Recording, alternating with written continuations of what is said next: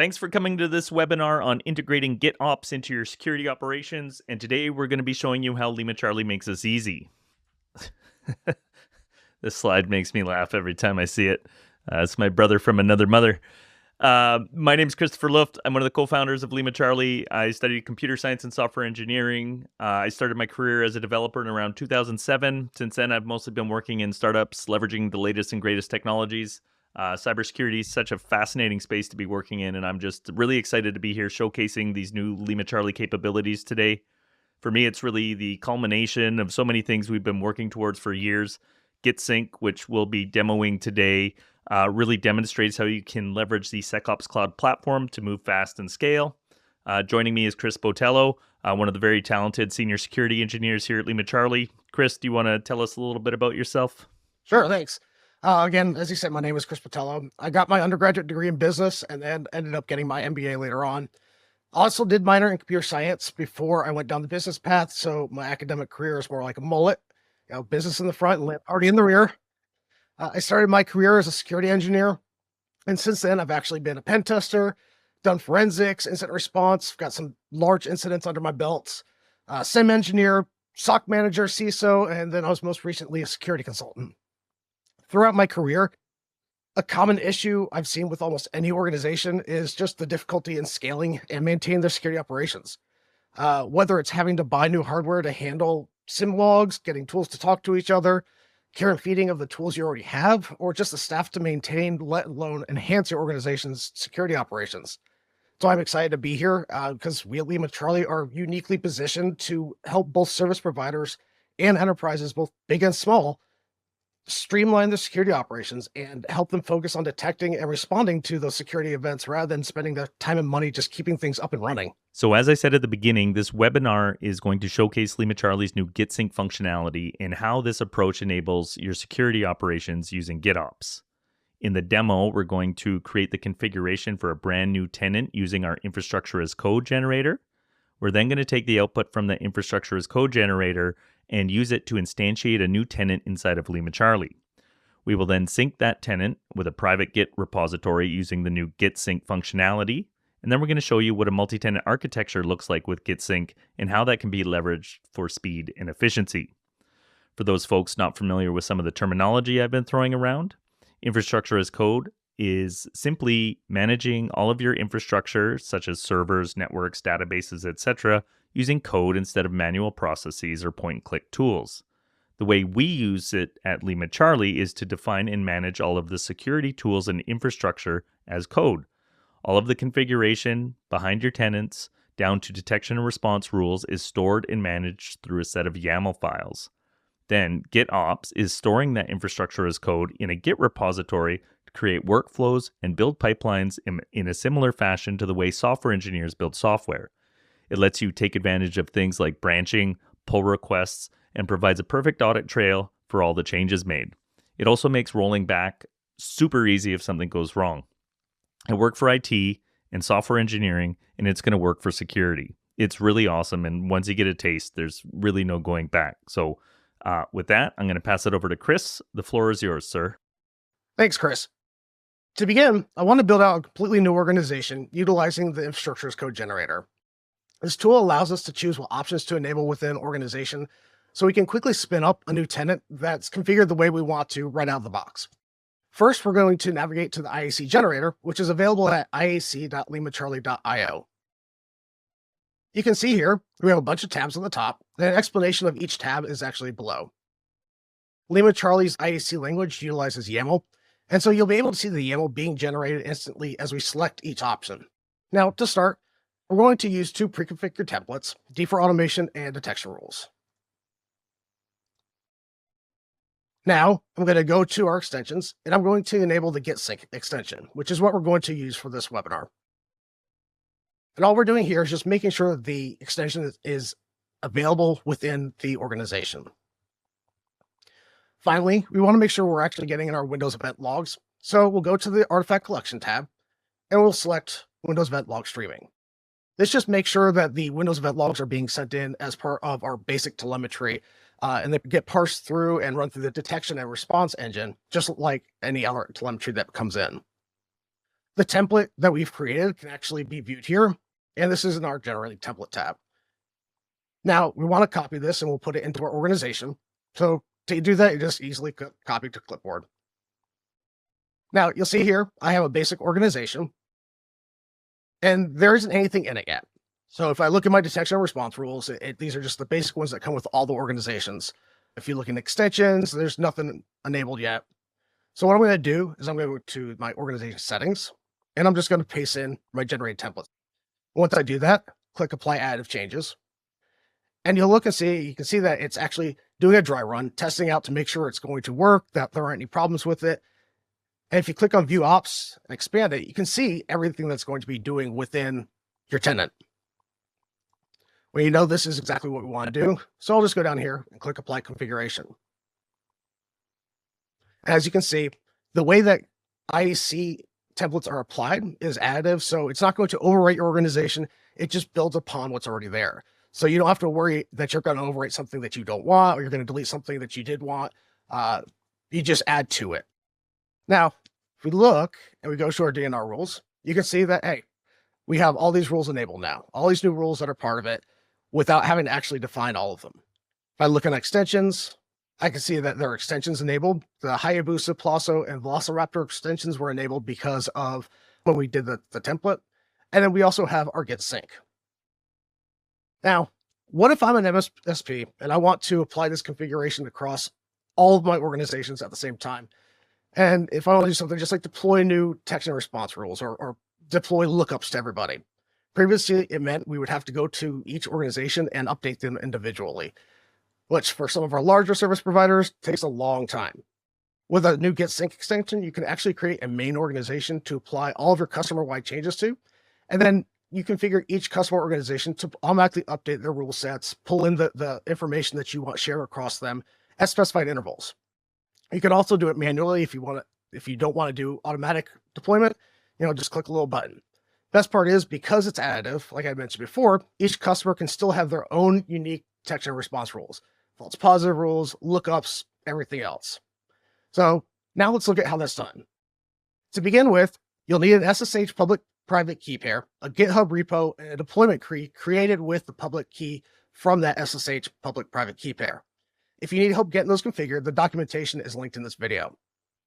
So to begin with, I'm going to go to my GitHub repository, and you can see here that the only thing that's in that repository is the orgs folder, which I'll go over a little bit later. That's going to be how we pull that data in, but there's nothing else. So I'm going to go back to LimaCharlie, and I'm going to configure that Git Sync extension.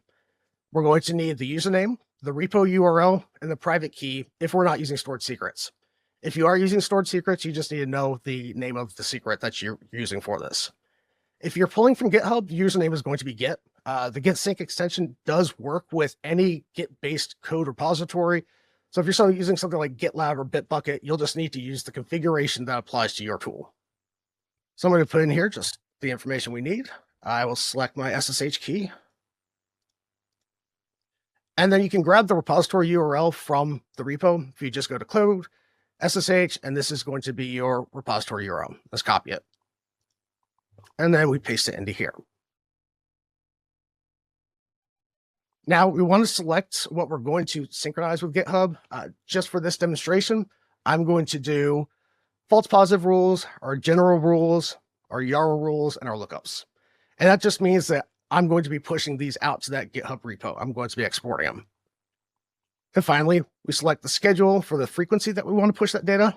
This is optional, so if you want to just do it whenever you want to manually create it or manually push that, you can actually push the button up here. I'll go ahead and schedule it for 1 hour, and that's it. Now we'll go ahead and save our settings, and we'll wait for the success notification to pop up. Once we have that, scroll back up to the top, push to Git, and you can see here our export was successful. So now I'm going to go back to the GitHub repo, refresh the page, and you see here I have a new folder called exports with the orgs and the organization ID. If I look at what's in that folder, those are our general detection and response rules, the false positive rules, our lookups, and our YARA YAML. This is going to be each of those files that we want to export. So that's great. But what if I want to take this information and import it to the customer organizations? To begin with, you are going to need this orgs folder. And within that, you're going to have each of your organization IDs that you want this to apply to. So you can see here, I've gone ahead and populated the two organization IDs that I use. Now, within those folders, you're going to need a file called index.yaml. Within that file, you're going to define what you want each organization to pick up. You can see here, I have 3 files that are included. They do have the wrong organization ID. So what I want to do is actually set the organization ID to the one that I'm using for this demonstration. You can do that by just looking up at your URL and copying it from up at the top. Now, it's very simple. If you look at it, it's just a directory structure like you would have on any file system. So look 2 folders back and then in the exports directory. Edit it first. And we're going to go ahead and change it. And all this information will be included with the webinar. Finally, I'm going to go ahead and click Commit Changes. And we'll go ahead and just save it. So now this index file is pointing to the correct organization ID. And then I just need to do the same thing with the other organization. So we'll edit, and then we just overwrite the information that's there.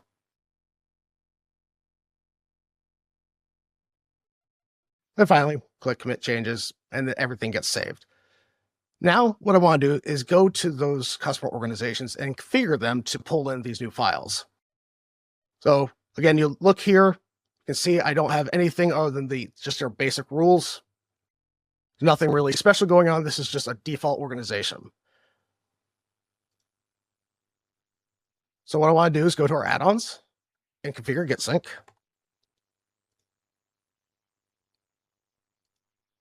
And I want to make sure that my other organization are subscribed to it. So click that one and that one.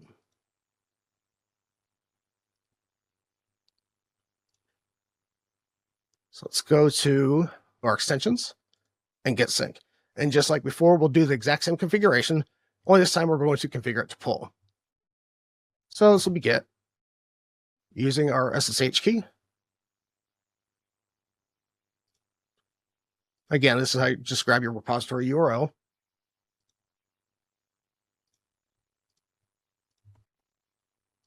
And our main branch. So for this one, I want to pull in actually 3 instead of 4 of those files. So we look again, dr general, lookup, and yara. So I'll do a pull for dr general, yara, and lookup. And then we can schedule again with that frequency of how often we want to pull them in. For this, we're just going to go ahead and do 1 hour, and that will make it so it automatically pulls every hour. Again, just as before, you can push the button and it'll actually pull it in whenever you want as well. And lastly, we click Save Settings. Now you can see here, we were updated, everything's good. And finally, I'm just going to click Pull from Git. All right, you can see here, our apply was successful. And if we go and we look at our detection response rules now, you can see we have all these new rules available to us. So that's great. We did it one time. Well, what if you want to do it more than once? Again, because we now have that main and secondary organization relationship, I can create and change any of the rules I want here. So I'm going to go ahead and modify this one. Say, oh no. Save it. Now, if we go to that GitSync extension, we push it.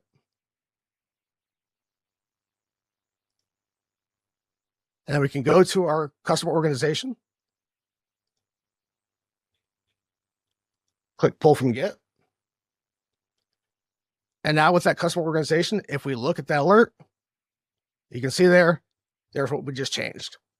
So this is why it's really cool to us for the ability to distribute the information, distribute those rules really methodically across all of your customers and help them to continue to protect themselves. So that's kind of all I really had to show. Chris, I'll pass it back to you.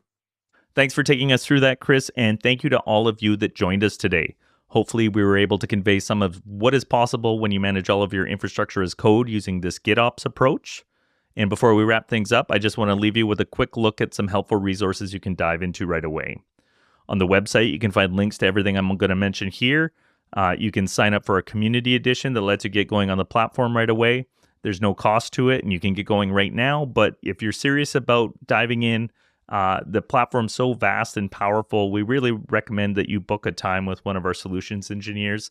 They're going to be able to look at the particular use case you're trying to solve and give you the most efficient, scalable way to do that, and probably provide you a lot of ideas about things that you weren't even thinking about where you can save money.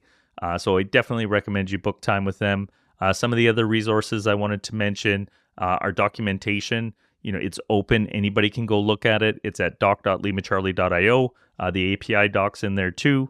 We also have a very active and helpful community. You can access that at community.limacharlie.io. It's a forum style experience. We just moved from Slack where we had 1,700 users, and we're really loving the new platform. It's got a great knowledge base, and if you ask a question on there, it's usually within an hour that somebody will get back to you. And oftentimes somebody else from the community will answer a question before a LimaCharlie engineer gets there, but you can always rely on good information. And finally, I just threw the YouTube channel on there. There's a lot of previous webinars you can see there that go through specific use cases. Maybe it's Office 365, securing stuff in the cloud, how you can save money. It's lots of content, lots of great stuff, some tutorial stuff too. And finally, if you want to connect with us in person, we'll be at a few upcoming events. Swing by and say hi. We'd love to chat. We're going to be down at RSA in B-Side San Francisco near the end of April here. We're also going to be hosting a drinks and food night at the Kona Street Market right in the heart of where RSA is taking place. So if you're going to be down there and want to join us, we'd love to have you. The easiest way to register is to probably track down our LinkedIn page and look at the last few posts. I know we've been pushing it out a lot right now, so you can register there. And the one and only Ken Weston, another one of our solutions engineers here at LimaCharlie, he's going to be over in Ireland doing some cool stuff. So if you get a chance to check out his purple teaming workshop, it's really awesome. And I think that's probably the end.